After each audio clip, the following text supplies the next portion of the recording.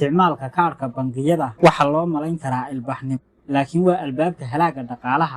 waa albaabka halaaga dhaqaalaha ee wadan waxay kaararkan albaab u furaan in kooxo gaar ah ay lacagtu gacanta u gasho lacagta suuqa taala oo dhan in kooxo gaar ah ay lacagta suuqa taala oo dhan gacanta u gasho dadka shacabkuna waxa ay noqonayaan kuwo deyma lagu walbahaar iyo culaysyada nololeed iyo duruufaha soo wajahaya ku furanihi ay ku kalifaan in ay saf dheer u galaan bangiyada si ay deymo uga qaataan deymaha oo noqonaya kuwo noloshooda ay ku furdaamiyaan iyo hadba waaqicii ay la nool yihiin marka ay ku jiraan bangiyadu waxa ay goostaan khidmad yar marka kaarkooda qof adeegsanayo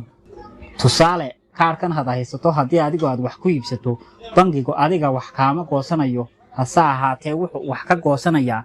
kambaniga waxaad kaga iibsatay shirkadda aad wax kaga iibsatay ama kambaniga ayuu khidmad yar ka goosanayaa oo boqolkiiba hal oo kala xisaabsan waxaynkaas boqolkiiba hal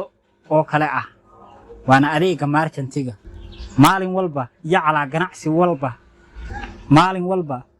ganacsi walba iyo qof kasta oo wax ka iibsada shirkad ama kambani ganacsi ah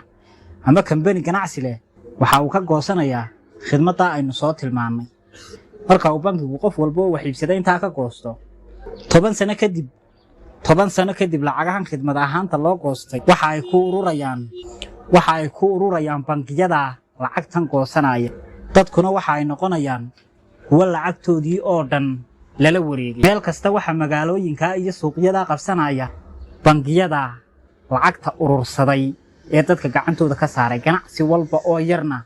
albaabada ay iskugu dhufanay waxana silsiladaasi ku faa'iidaya bangiyada kaararkan adeegsanaya waxa ay lacagta wadankaasina u wareegtay koox gaar ah oo ay gacanteeda gashay dadyowga caalamku